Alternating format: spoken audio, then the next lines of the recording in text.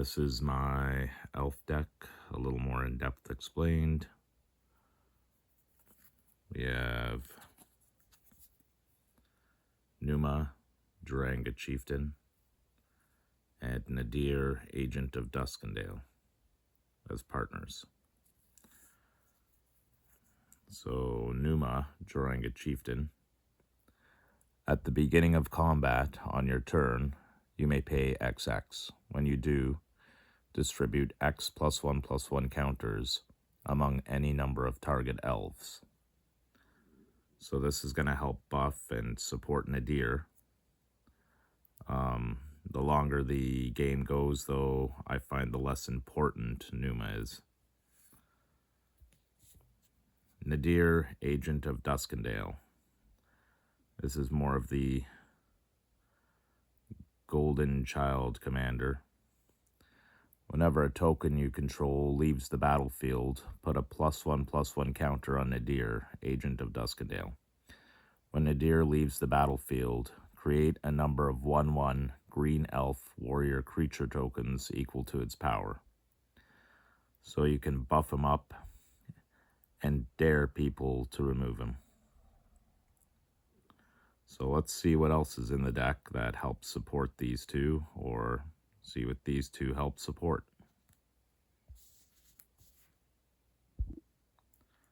We're going to start off with a few miscellaneous cards. We have Felthus, Shadowcat familiar. So they got a pet cat. Commanders you control have Menace and Death Touch. We have Demorgath, Titan, for a combination of 4 black and 4 green.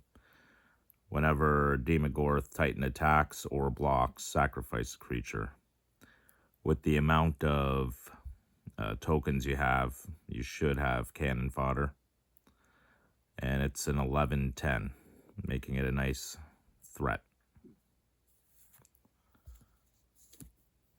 We've got Abomination of Llanowar, Vigilance Menace. Its power and toughness are each equal to the number of elves you control, plus the number of elf cards in your graveyard. This deck has lots of elves, so makes it pretty good. It's also just a cool card. And we've got Bloodline Pretender, Changeling. It's every creature type, so also an elf. As Bloodline Pretender enters the battlefield, choose a creature type. Elves. Whenever another creature of the chosen type enters the battlefield under your control, put a +1/+1 counter on Bloodline Pretender. So Bloodline Pretender can potentially get really big.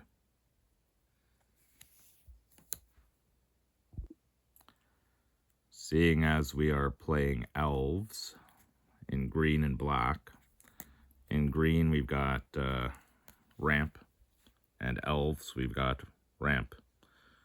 We've got Glittering Frost, Enchant Land. Enchanted Land is snow. Whenever Enchanted Land is tapped for mana, its controller adds an additional 1 mana of any color. Expand the Sphere. Look at the top 6 cards of your library. Put up to 2 land cards from among them onto the battlefield tapped, and the rest on the bottom of your library in a random order. It also has, if you put fewer than 2 lands onto the battlefield this way, proliferate a number of times equal to the difference. So this deck also has +1 counters. So the proliferation also helps if you whiff. Song of Freyalise. On the first 2 chapters, until your next turn, creatures you control tap them to add 1 mana of any color, so we got some ramp there. As well as the 3rd chapter says put a +1/+1 counter on each creature you control. Those creatures gain vigilance, trample, and indestructible till end of turn. So +1 counters and ramp. We've got Circle of Dreams Druid. You can tap it to add a green for each creature you control. That could be lots of ramp there. Hopefully you get lots of creatures out. Rishkar. When Rishkar, Prima Renegade, enters the battlefield, put a +1/+1 counter on each of up to 2 target creatures. Each creature you control with a counter on it has tap it to add a green. Again, we should have a lot of +1 counters out there. Numa will help with that, as well as some other cards. Jaheira, Friend of the Forest. Tokens you control have add a green if you tap them. You will be having tokens. So again, more ramp. Tyvar Kell. Elves you control have tap them to add a black mana. If you +1 them, you get to put a +1/+1 counter on up to 1 target elf. Untap it, it gains Death Touch until end of turn. For 0, you could create a green elf warrior creature token. And if you get them to the -6, you get an emblem with whenever you cast an elf spell, it gains haste until end of turn, and you draw 2 cards. So for this deck, feel goods all round.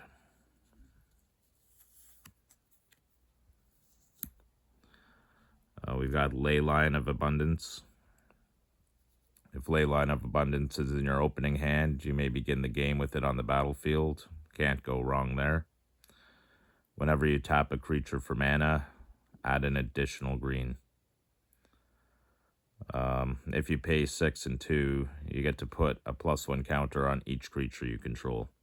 A little hefty, but with all the ramp, you might be able to pay the price.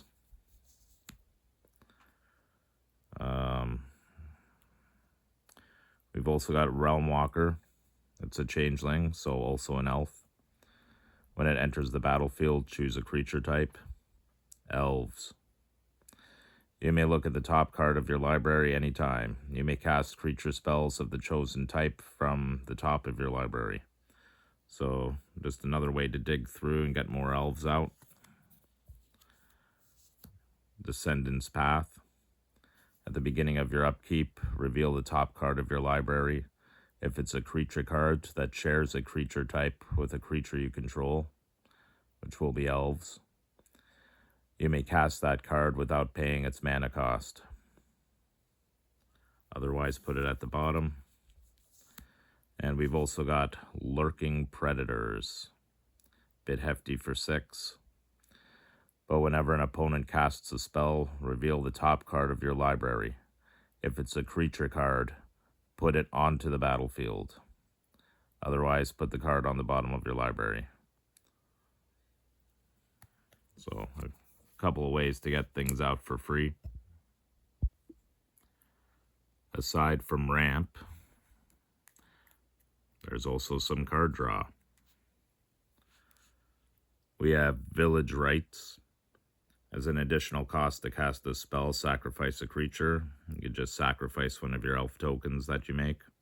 Draw 2 cards. Occam Adversary. It costs 2 less to cast if your opponent controls a green permanent. It's got Death Touch. And when it deals combat damage to a player, draw a card. We've got Deepwood Denizen. If you pay 5 and a green and tap it, you get to draw a card. This ability costs 1 less to activate for each +1/+1 counter on creatures you control. So hopefully you have a lot of +1 counters out there, and it'll cost 1 green. We've got Lolth, the Spider Queen. She's just cool. Whenever a creature you control dies, put a loyalty counter on Lolth, the Spider Queen. For 0, you draw a card and you lose 1 life.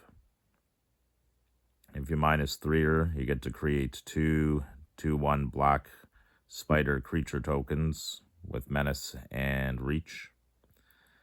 If you -8-her, you can get an emblem with whenever an opponent is dealt damage by 1 or more creatures you control, that player loses less. If that player lost less than 8 life this turn, they lose life equal to the difference. It's mostly there for the card draw, but the other ones are cool. We got Witch's Cauldron. I like Witch's Cauldron. Pay 1 and a black, tap it to sacrifice a creature. You gain 1 life and draw a card.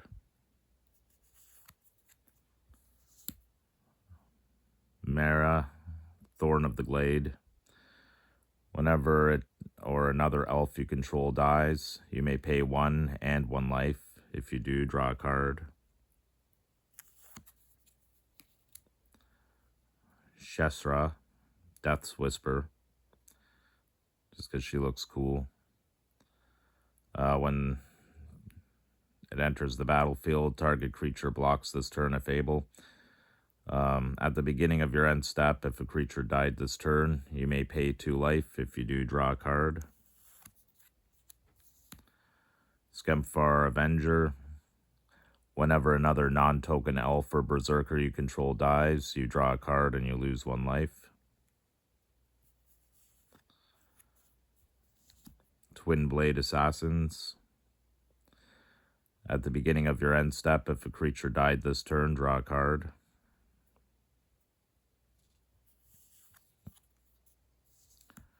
Kagha, Shadow Archdruid.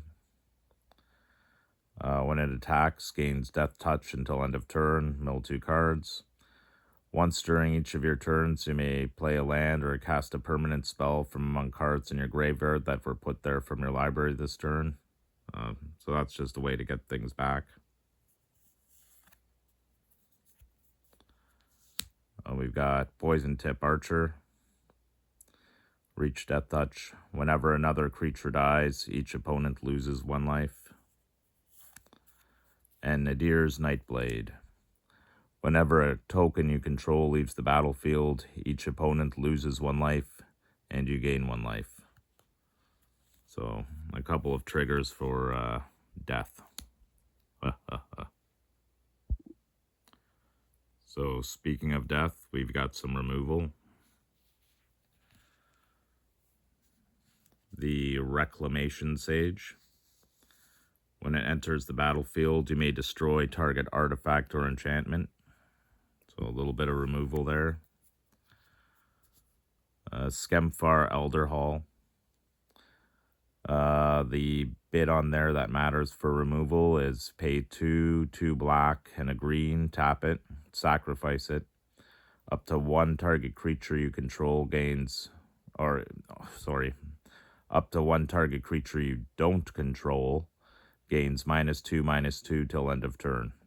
So you could take out some small thing. But then you also get to create 2 1/1 green elf warrior creature tokens. So 2 little bonuses. Eyeblight Massacre. Non-elf creatures get -2/-2 till end of turn. Nice little debuff.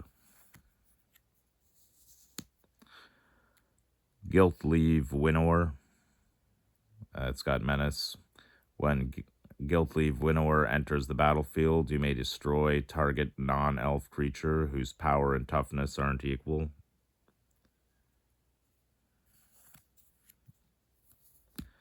Death Sprout. Destroy target creature. Search your library for a basic land card, put it onto the battlefield tapped. So a little bit of removal and ramp. Binding the Old Gods. So on our first chapter, we've got the removal. Destroy target non-land permanent and opponent controls. For our second chapter, we can search our library for a forest card, put it onto the battlefield tapped. So we've got some ramp there. And third chapter, creatures you control gain death touch till end of turn.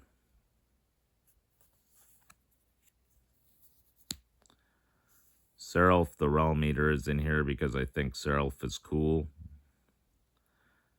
I don't know if it's really good for this deck though.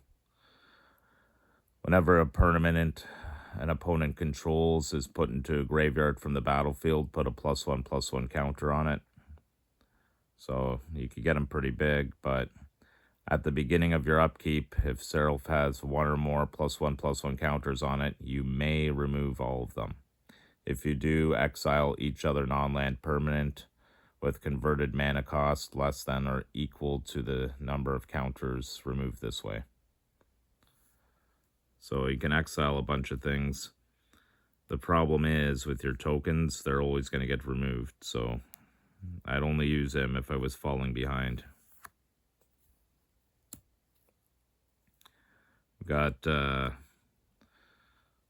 stuff to bring back things. So we've got removal and we've got return. Elder Fang Ritualist.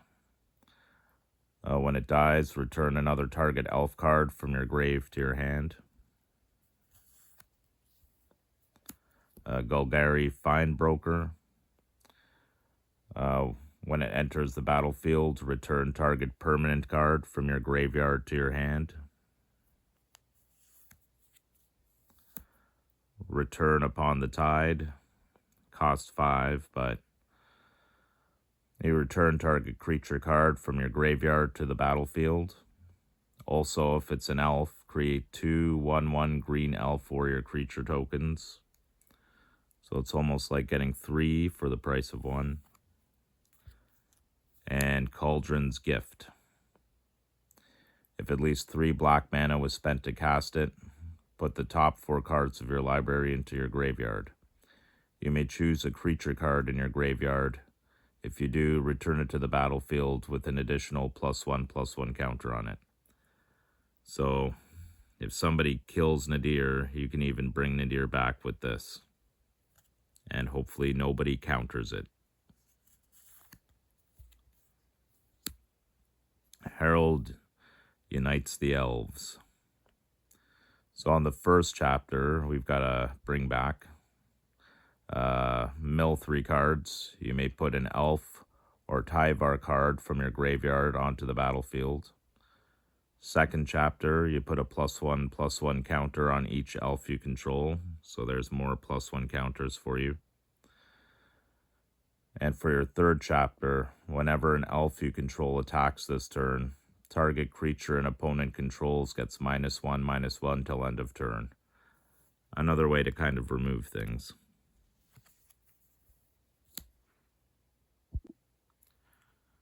So a few ways to make tokens in this, aside from the scattered token making cards that we've seen. We've got Drider, because it's an elf spider, and that rhymes. Whenever it deals combat damage to a player, create a 2/1 black spider creature token with menace and reach. Yeah, you're not making an elf token, but it's a pretty creepy image, so spider elf, why not? Elven Ambush. Create a 1/1 green elf warrior creature token for each elf you control. If you have a lot of elves out, that can be quite a bit. You can flood the board. Elvish War Master. Whenever 1 or more other elves enter the battlefield under your control, create a 1/1 green elf warrior creature token. It only triggers once per turn, though. For 5 and 2 green, elves you control get +2/+2 and gain Death Touch. That's actually, Death Touch is very important in this, and you'll see why later.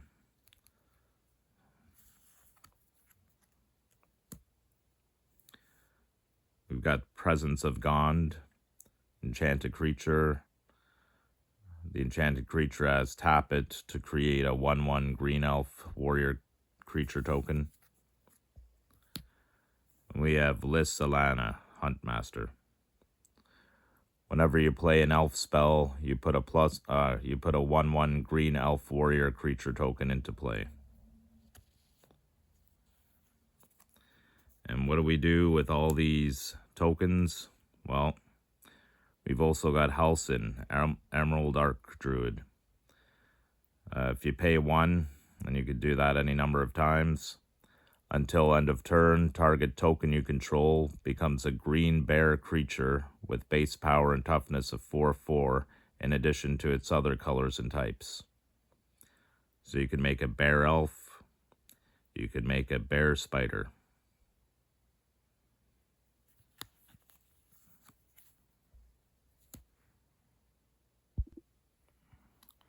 So we have cards that put +1 counters or buff the elves, and we're mostly trying to do it to Nadier.